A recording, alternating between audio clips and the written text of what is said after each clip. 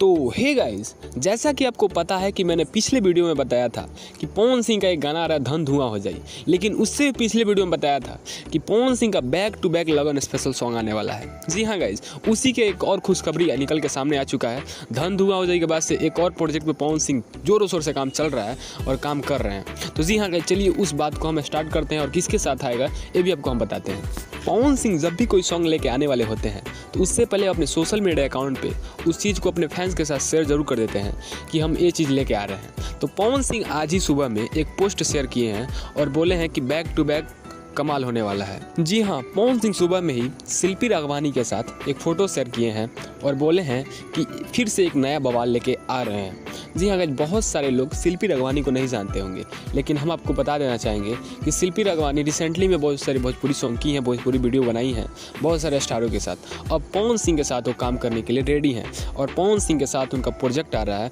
तो आप शिल्पी राघवानी को सुनने के लिए, देखने के लिए कितना बेताब है ये हमें ज़रूर बताइए। और पवन सिंह के फैन तो इस वीडियो को पवन सिंह के फैन के साथ शेयर कीजिए ताकि पवन सिंह के जितने भी फैंस हैं पवन सिंह का सबसे पहले गाना सुनने के लिए यूट्यूब पे आएँ और धमाल मचाएं।